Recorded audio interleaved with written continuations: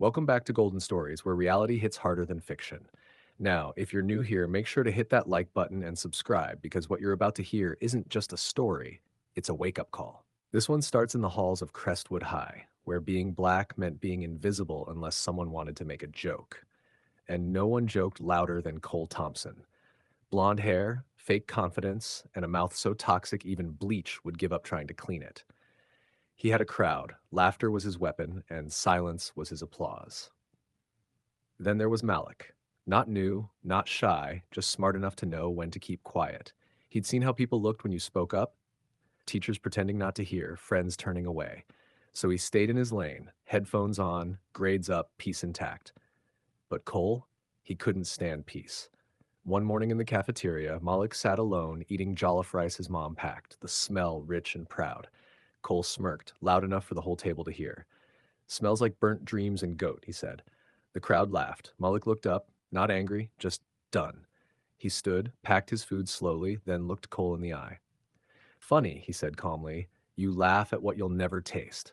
That silence? Heavy. The kind that makes even air feel guilty." The laughter died. Cole blinked, confused, like someone just turned the mirror on him. And that, my friends, was the moment something shifted. If you're feeling this story already, smash that like button. By the next week, something about Malik felt different. He wasn't trying to prove anything. He just stopped shrinking. He started sitting where he wanted, speaking when he had to, and walking like the world no longer owed him an apology. And that scared Cole more than anything, because bullies hate witnesses, especially the kind who stop being afraid. During a group project in history class, fate threw them together. Malik did the work, facts, research, presentation, all flawless. Cole, he cracked jokes, took credit, and expected applause. But when presentation day came, Malik changed the script. He started talking about power built on lies, about voices buried under laughter. He didn't name Cole, but everyone knew. Even the teacher's smile froze. Cole sat there, sweat sliding down his neck as Malik's calm voice dismantled every smug grin in the room. When the bell rang, applause followed Malik out the door. Not loud, not forced, just genuine. For once, Cole didn't speak. He just stared at the paper in his hand, realizing his name sat beside Malik's. But he hadn't earned a single line. Malik didn't gloat. He didn't need to. His victory wasn't in revenge, it was in respect. And that silence? It was the sound of a crown changing heads. If you're still here, drop a like, comment what you think so far, and don't forget to subscribe. By mid-year, Malik had become something no one expected, respected. He joined the debate team, crushed every topic, and even landed on the front page of the school site, Crestwood's Rising Star. Teachers quoted him. Students asked him for help. Even parents mentioned his name at PTA meetings. And Cole, the laughter that used to follow him had vanished. His jokes fell flat, his smirk turned stiff, and that fake confidence began to peel like cheap paint. People he once ruled over avoided him like bad Wi-Fi. It got worse when the local news came to film Malik's team winning regionals. Cole stood in the hallway, camera lights reflecting off Malik's smile, that same smile he used to mock. He tried to laugh it off, but when he muttered, "They only picked him 'cause he's black," a teacher overheard. The school didn't stay quiet this time.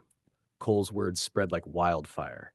Meetings, apologies, headlines, the same crowd that once cheered him now scrolled past his posts like he didn't exist. Sponsors pulled from his dad's business. His mom cried in the parking lot. Karma didn't knock. It kicked the door open and sat at the table. Malik never said a word.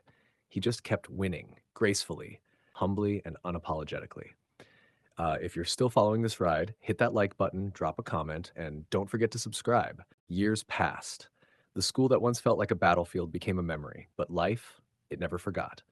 Malik graduated top of his class, earned a scholarship overseas, and turned his brilliance into a movement. He spoke in universities, on stages, on screens, teaching strength without bitterness, pride without arrogance. His story became the blueprint for resilience. And Cole? Still in town. He never left. His college application fell apart after that incident, and the internet never really let him forget. Employers Googled his name, interviews ended with polite smiles. The same mouth that once mocked others now begged for a chance. One afternoon, years later, Malik returned to Crestwood as a guest speaker. Cameras, students, alumni, the place glowed. Cole worked maintenance there now, fixing lights in the same auditorium he once ruled. When Malik walked in, their eyes met. No words, no anger, just history staring back at itself. After the speech, Malik shook his hand. I forgive you, he said quietly. Not for you, for me. Then he smiled, turned, and left the stage to a standing ovation. Cole stood frozen, wrench in hand, face trembling. He finally understood. Humiliation fades, but legacy lasts forever. And that, my friends, is why character always wins. If this story moved you, don't forget to like, comment, and subscribe for more.